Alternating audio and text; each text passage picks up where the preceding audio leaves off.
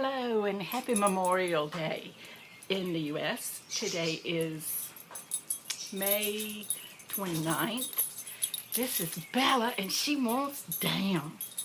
Say hi, Bella. Can you tell how happy she is? You want down? What do you want to say? Oh, she wants to see what Lucky's doing down there. So anyway, that was special. She let me pick her up and hold her for a few minutes. But of course, then I was getting the camera ready. And by the time I had the camera ready, she was done. So anyway, how are y'all doing? Happy Memorial Day.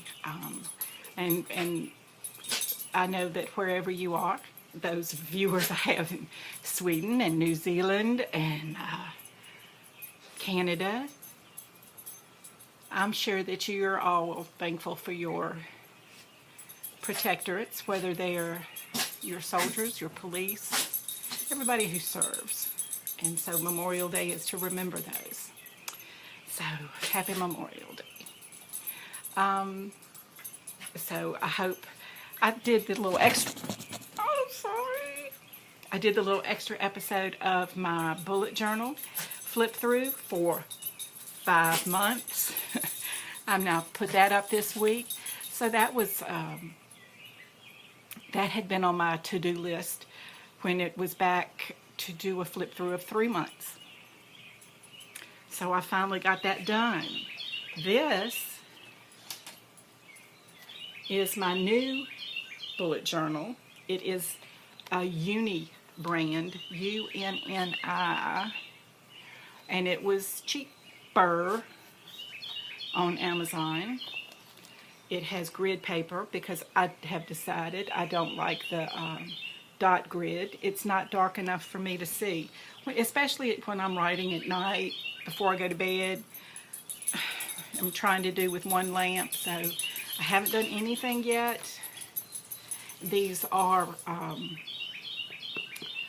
Redbubble stickers, and I gave them a shout out in my last video, and I really do, they're very good stickers, and that's just the letter J.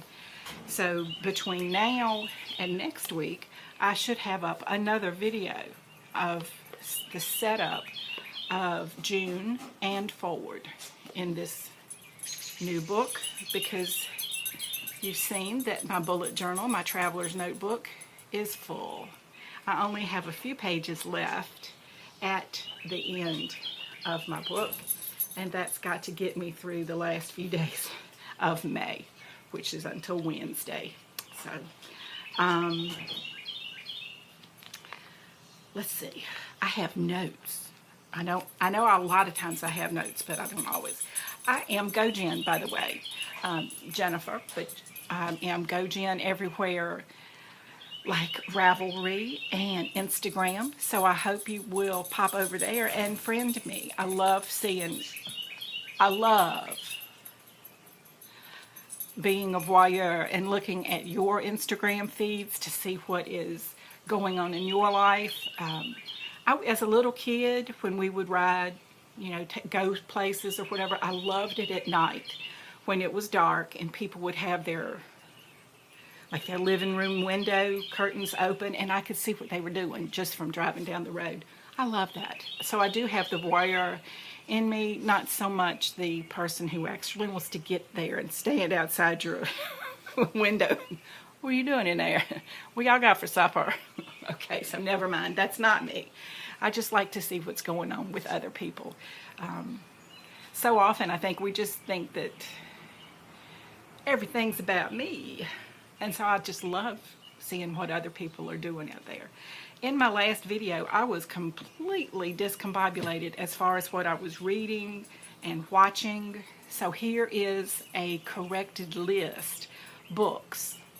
I just finished, since that last video, I just finished the 96-hour Audible trilogy by Justin Cronin, C-R-O-N-I-N.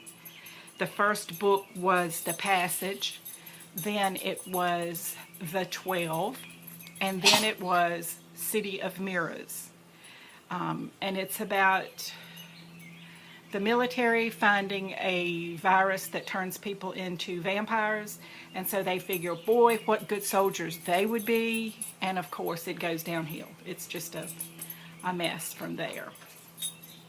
But I am so glad to have that done.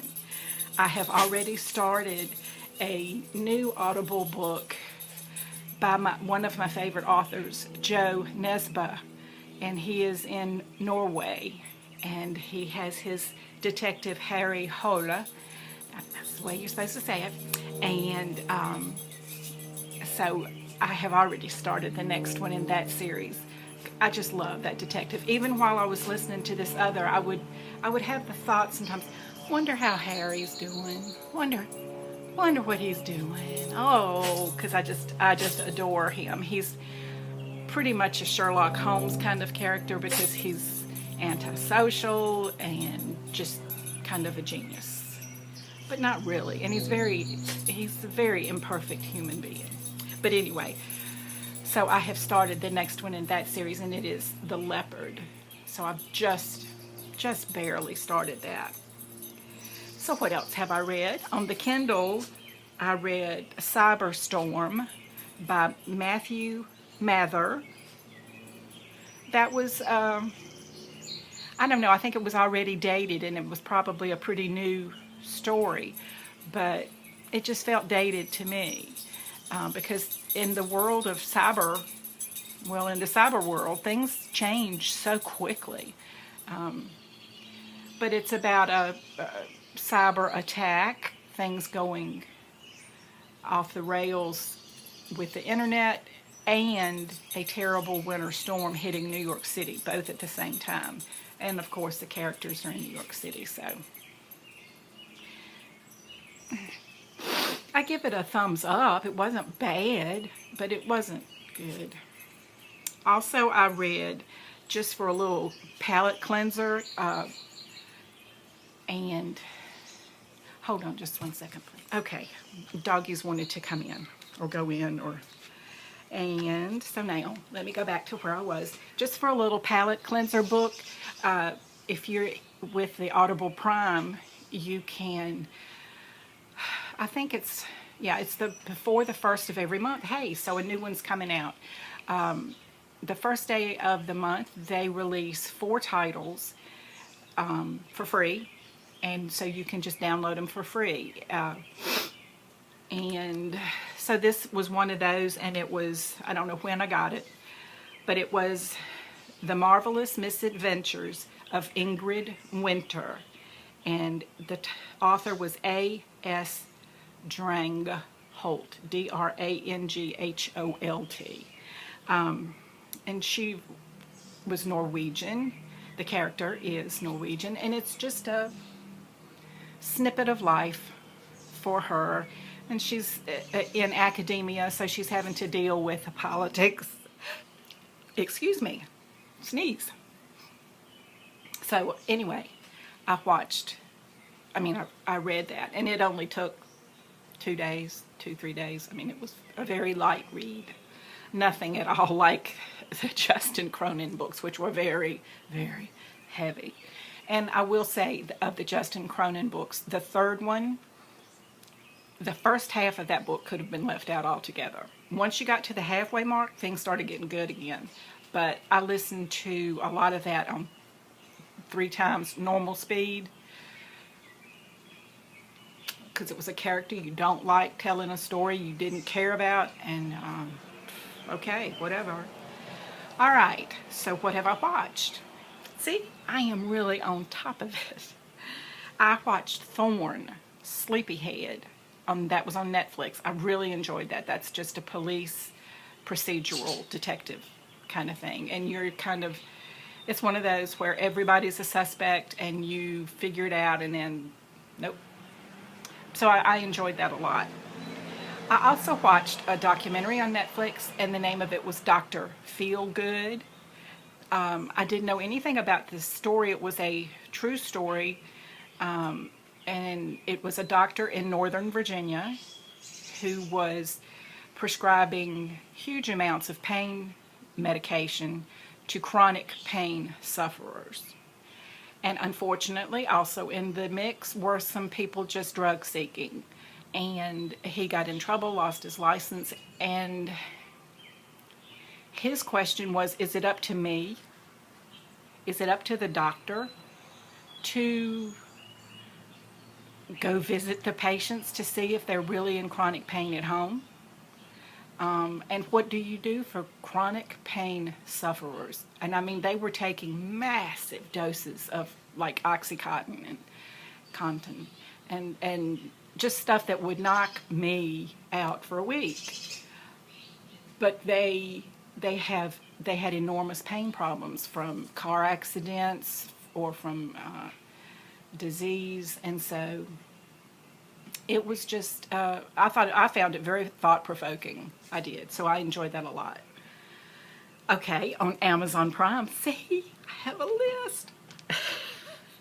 On Amazon Prime, I watched a documentary called That Sugar Film, and in which the main character goes around and then tells you how horrible sugar is. And he comes to America, he goes all over the world, showing the effects of sugar consumption. And the rule that he had to follow was to consume 21 teaspoons of sugar. And I forget how he got that number, but I want to say that's how much a normal person consumed in a day. And that came no candy, no sugary snacks. That had to come from fat-free yogurt, diet products, and it was just amazing. And he did. He gained the weight right around his stomach, a little like a little flotation thing, you know, and it was very eye-opening. The main thing I took away from that was that supposedly they are doing to sugar right now what in the U.S. what was done to tobacco, which is they were accusing tobacco of causing all these health problems. And the tobacco industry says, it's not us, it's the people who are using tobacco wrongly. We don't have anything to do with that. And so that's what sugar is doing right now. And it was very interesting. I like that one a lot too. I also watched the movie The Lobster, and that is with, I can see his handsome face right now, Colin Farrell. Really good. I really enjoyed that. It is very off the wall, and if you get irritated with movies that are just too far out there, you won't like this, because it's pretty far out there, the assumptions that are made. But you just have to go into that fiction place and go with it, I think. But that was just me, and I know a lot of people just go, this is just too much. But I liked it. Then I think I told you that I had watched the movie The Gut, Our Second Brain. That was interesting, about the ways that our gut, and by that they're not just saying stomach, they're saying your intestines and area, your gut, and how that has a lot to do with what you do in life. Go figure. And that some diseases can be cured by changing the bacteria in your gut. And that we are more, if you take this being, this carbon water sack of being, that's the way, isn't that the way they used to call us on Star Trek? You're just a carbon whatever, or you're just a sack of water. Anyway, that you are more bacteria in this sack than you are cells of a human body.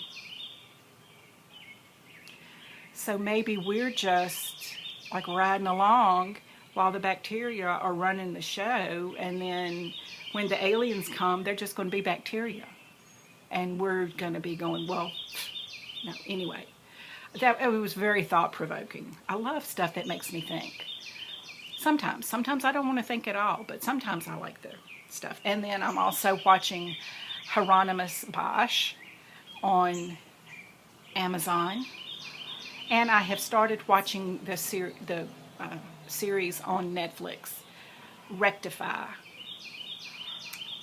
Don't watch that if you don't like crying, because I cry a lot at that.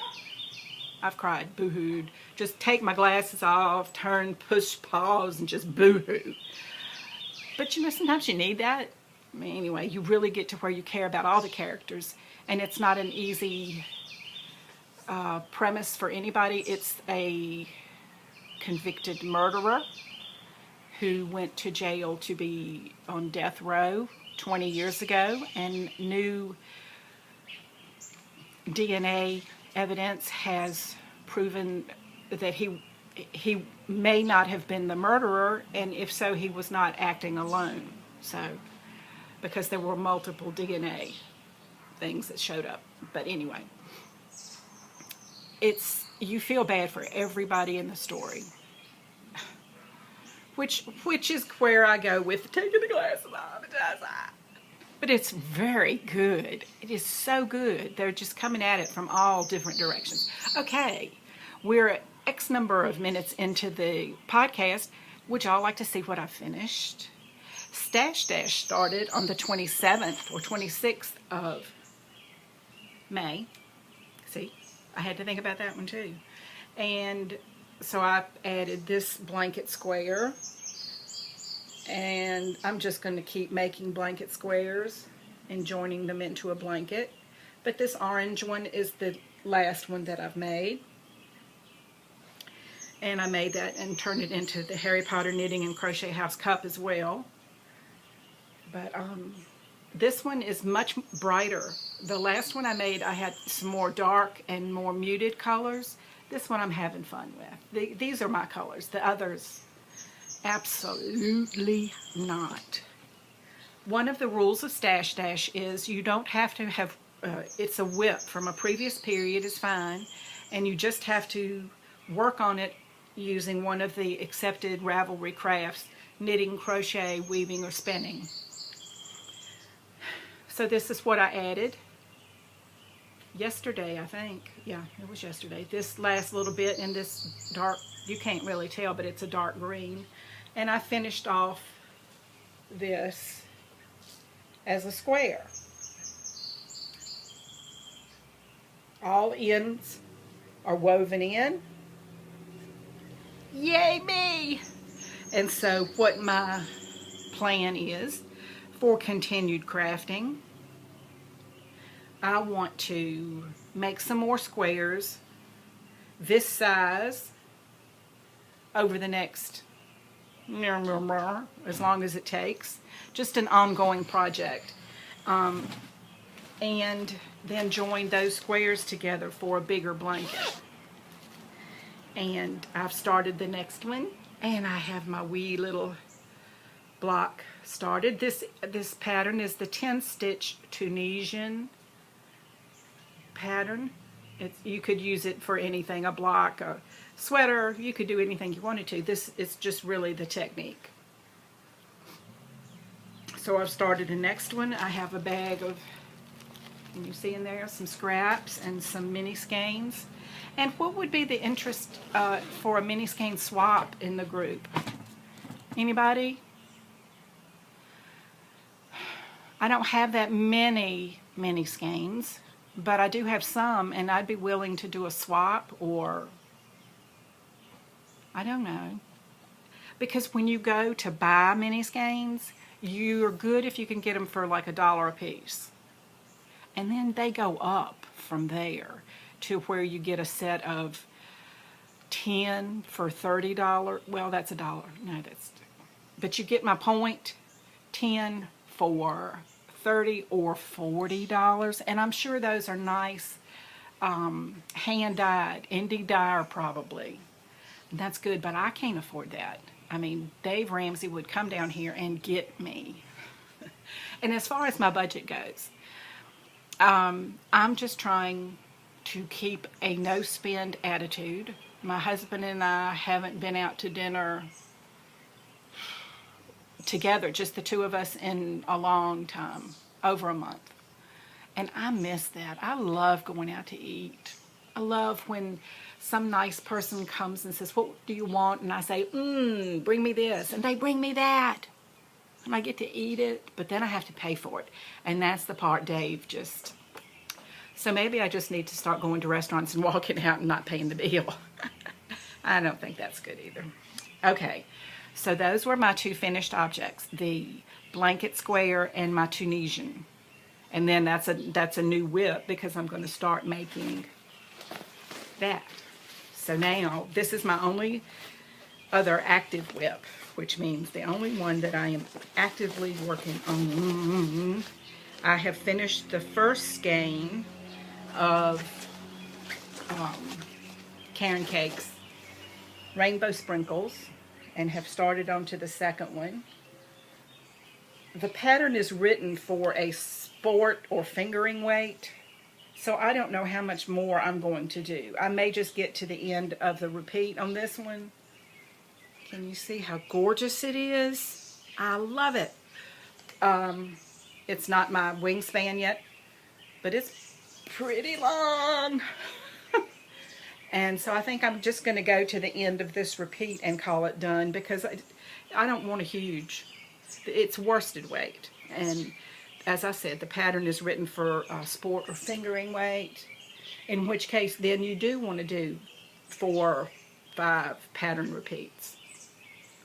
But I think I'm just going to go in the previous pattern. I'm right here. See, see the nubbies really close to each other? The popcorns.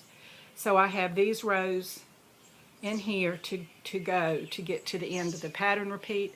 Then I'm going to do the border and finish it off and turn it into the Harry Potter house cup by the 31st. Got to get that done. And to Stashdashing. So, yay! And that's all I have. I know, it was all books and TV and stuff like that. Oh, I have been saying that this is my new bullet journal because the rest of the show is over. So bye if you don't want to pay attention because this is all rambling. I had been saying I was going to make a cover for my new bullet journal. I don't think I am because I would need a cover if I were going to include more than one insert. You know, like if I had this and another insert. Like, see, this is 1, this is 2, this is 3. So if I were going to have this book, say, and another one, yeah, I need a cover for that because I need to hold them together in the elastics. I'm not going to start off like that. I'm going to see how it goes in the month of June. And my plan is to do the setup. I am not going to do my podcast notes or my budget in with my regular monthly or weekly layouts. I don't right now. I've got my podcast notes here, ideas for the future and stuff, and I have my budget in this book. But they only take a couple pages a month, like, you know, ever how many weeks there are, that's how many pages I have for my podcast. So what I think I'm going to do, I'm going to start my regular bullet journal and diary like I've been doing in the front. And I think I'm going to turn to the back and start going forward with the budget and podcast notes. And just then when they meet in the middle, it'll be time for a new book. Because as I say over and over and over, your bullet journal, your planner is all yours. It's all about what you want to do, and it's all about making it yours and making it do what you want it to do. I don't want the ones that come pre-printed that tell me I have this much room for each day. No, I don't want that. I want as much room as I want. If I want none, that's fine. If I want 3 pages, that's fine. And you can only do that in like a blank notebook like this, or an empty notebook. I don't mean blank pages, but like this has got the grid.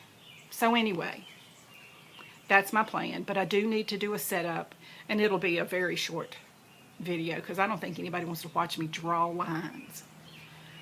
I'm not an artiste. But anyway, so that's it, folks. I appreciate you hanging out with me today. I hope that you are having a wonderful Memorial Day, or that you did. If you're watching later, you know what I mean. Thank you for joining me. If you were new, this is pretty much the way it goes. I usually don't have as much reading and watching news because I try to keep that up on a more current basis. But I've just been horrible since I've been doing that long Justin Cronin. That's been going on for months for me because it got boring and I didn't want to listen to it, so I put it off. And then I listened to it at 3 times fast speed and just kind of went fast through it because I didn't want to miss anything that might be important. But anyway, thank you for joining me today. If you haven't already, I hope you'll give me a thumbs up and subscribe. And that way you get a notification every time. Well, you can set up notifications when you subscribe to get an email or every time I put up new content to the podcast. I also have a blog that I have been having a hard time. The next letter in my jensmix.com, my blog, is G. And I plan on addressing G for grief. And that's really difficult for me to write about, but I think it needs to be done because it is 99% of who I am. So that's difficult. So I'm sorry. Please be patient with me. Okay, so I will probably be seeing you before next week with a short setup video in the new bullet journal. And until I see you next time, whenever that may be, I wish you nothing but love and laughter, folks.